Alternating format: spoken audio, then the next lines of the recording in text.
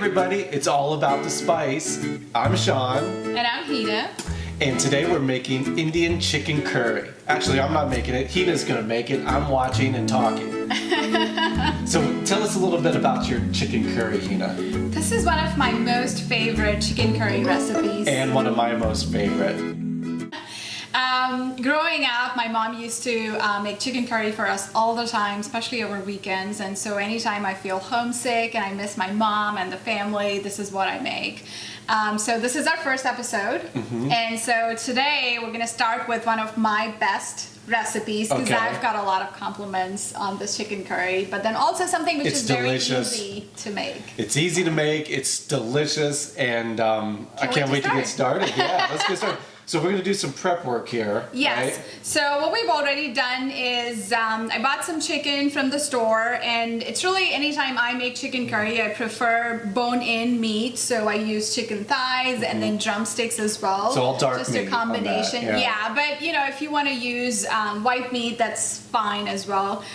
So we've already marinated. We've got the chicken in the fridge. Yeah. All right. Look how nice that looks. Okay, so we're gonna leave it in the fridge for about 45 minutes, but depending on how much time you have, it can be anywhere between 30 minutes to 2 hours, I think. And we'll go through some of the ingredients on the marinade, and I'll show you how that was assembled here later on. Yeah. All right, so what I have here is just the base for our chicken curry. So as you can see, I've got lots of onions, and really it's gonna be an onion-based curry. Well, we're not gonna use all of it. These things are huge. I think we're just gonna use 1.5 of that onion, just a little bit of tomatoes. A couple of tomatoes. Got some fresh cilantro out of our garden. Oh, the cilantro smells incredible. Oh, is this enough? We need more? Okay. We might need just a little bit more, but I think we'll see that. Okay, awesome. And then just some spices. Now again, this is just a few of the spices. We'll use some more and we'll talk about it as we're making the chicken curry. So you're going to chop some stuff up and then we're going to come back and start cooking it, right? Yeah, so I'm going to start chopping the onions and the tomatoes, and then we'll come back and we'll start making the curry. Awesome. Sounds good.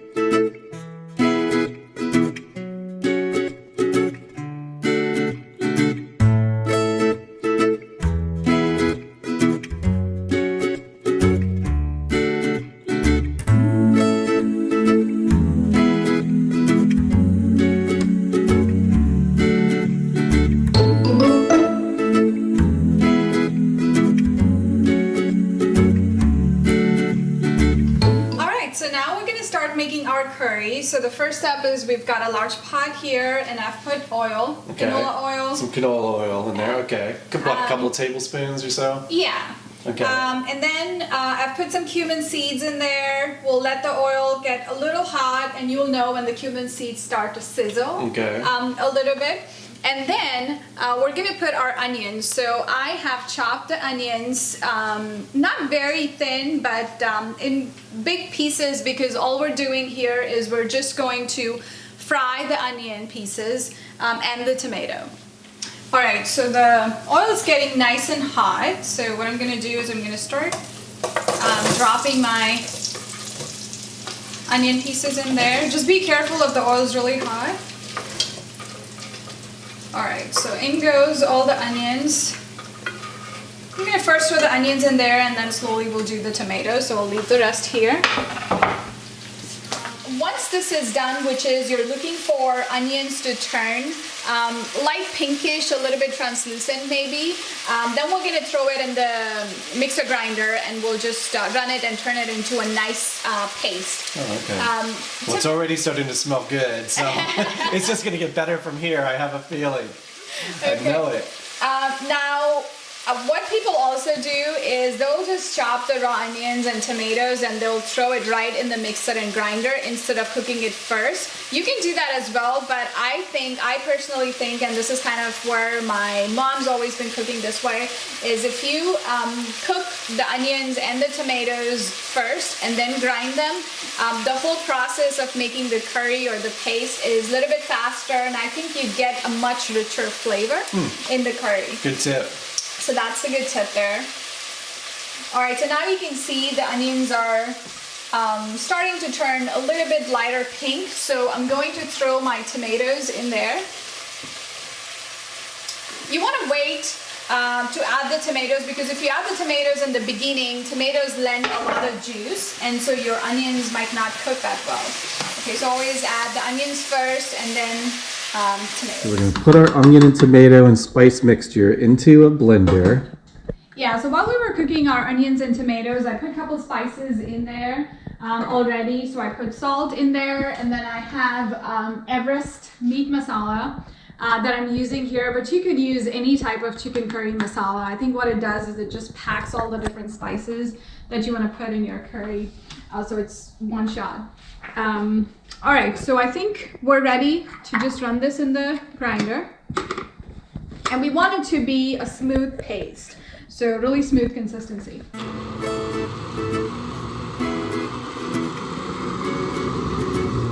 All right, so we're gonna get back to working on our curry again. So I'm gonna put oil, put a good amount of oil. And now I have bay leaf and a little cinnamon stick right there. So I'm gonna pop those in there. I'm going to put some more cumin seeds. Okay. So just a little bit of cumin seed in there. All right, and the next step is ginger garlic paste. So I always like to put my ginger garlic paste first in the oil, let it cook, and then put your curry paste after. Some people prefer to put the curry paste first and then ginger garlic paste. I just feel like that just leaves the raw smell of ginger garlic. So good tip. All right, so we're gonna put a good amount of ginger garlic paste. Now again, this is ginger garlic paste that's available in any Indian grocery store. Again, if you don't have a ginger garlic paste like pre-made like this, then just don't worry about it. Just take garlic and ginger, just chop it up. And remember in the beginning when we cooked the onion and the tomatoes, you can throw the ginger and the garlic in there and then put it in the puree. Nice. So, but I think Indian stores are pretty common around America now. Yeah, I think so. I mean, everywhere I've lived, I've found one. So we're gonna heat that up, get that cooking, and then you're gonna put the tomato and onion paste. Yes. The actual curry. I call it a paste, but it's just because I don't know any better. I think paste is just fine. All right. So what I did is I've just mixed ginger garlic with the oil, and this will let it cook. Just keep it for a minute. Don't leave it for more than that, because then it will start to burn and it will stick to the bottom of your paste, and you don't want that. Okay, so I'm gonna stir this a little. All right. So now that you can see your ginger garlic paste is almost kind of brownish colored, I think we're good there. I'm gonna start with our paste. So you can see how nice and thick this is. Looks gorgeous. All right. And smells unbelievable. Yeah, you're gonna smell all those spices.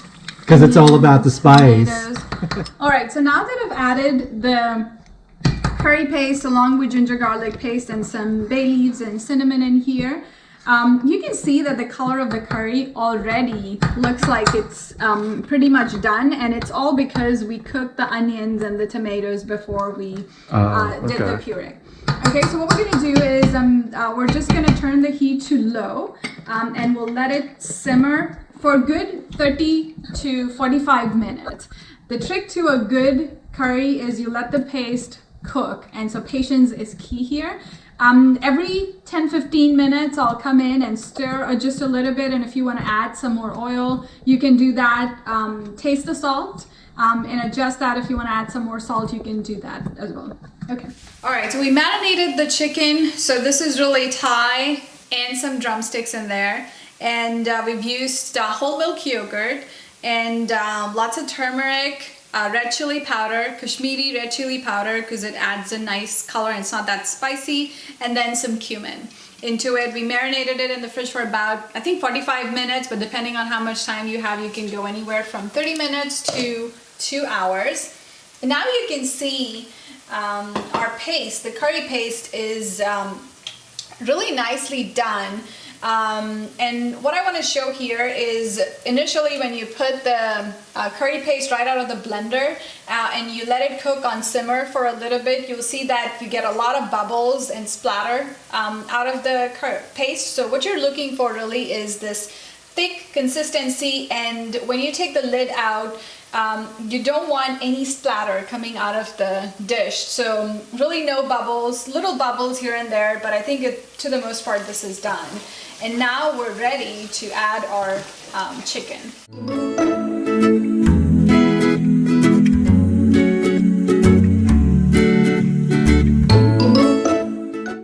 Okay, now we've added our marinade to the curry paste, and I'm just gonna mix it. Well, be gentle with the chicken pieces, you don't want them to break. And we'll just leave it like this to cook for about another 30 or so minutes, but just make sure that you stir this in between. All right, so we're gonna stir our chicken a little. It's been in there for about 10-15 minutes, so you can see all the oils coming to the top of the pan. So we're just gonna mix this just a little. Again, just be very gentle and careful as you're mixing, because you don't want the chicken pieces. You don't want to hurt the chicken. Okay. Oh, it looks and smells fantastic. All right, so now is also a good time for us to put the cilantro in there. Again, cilantro is for seasoning, and I like a lot of cilantro in my chicken curry because it does bring really fresh fragrance to the curry. So I'm just gonna add the cilantro and then let it rest. Again, on simmer for about another 15 minutes or so, and I think it's done. All right, there we go. Oh, beautiful. Good.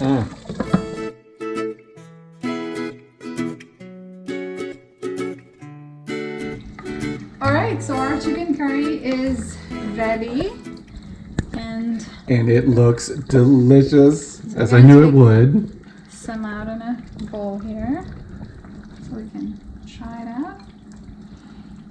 Okay, so you can see it's got that really nice red color, and a lot of it is coming from the Kashmiri mirch that we used, and a little bit from that chicken masala that we used here.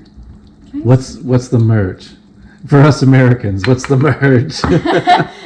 Chili powder, red chili powder. Oh, okay. So I used red chili powder that comes from a specific region in India. Oh. And it's known for its nice red color and not being very spicy. Okay, so now we're just gonna garnish it with a little bit of cilantro here. Okay, beautiful. Okay, all right. Oh my God, it smells so good. Can't wait to dig into that. I know. All right, so we're ready here. There we go. We've got the roti, and then I made some steamed white rice. Oh, it looks fantastic. Plain white rice. Oh, Do you want to try I just can't wait to dig into this. This is fantastic. Okay, let's. So I'm gonna do a traditional Indian style, as Hina's taught me. Try to do it with one hand, but I'm not as good as she is. Careful, it's very hot. Very hot. Because Indians love their food hot. So I'm gonna pull a piece of roti off. I'm gonna use this as my. Try to get some chicken on there. Pinch a piece of chicken off. Woo! It's very hot. Oh my gosh, it's hot. Getting your hands all dirty. Oh my gosh. Of course I knew it was going to be delicious, but that is fantastic. Out of this world. Oh, it's so delicious. This is authentic Indian chicken curry. You gotta try this at home. Don't be intimidated. You can see that it's not really that much. It's really what? All about the spice, right? It's all about the spice. It's all about the spice. So try it at home. Tell us in the comments how, we want to hear all of your success stories.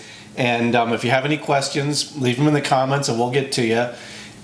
Subscribe to the channel. Hit that like button. Subscribe. Yep, subscribe. So we'll see you next time. We got lots of fun recipes planned. Hina's going to take us on a journey through Indian cooking, okay? So come on back. We'll see you next time.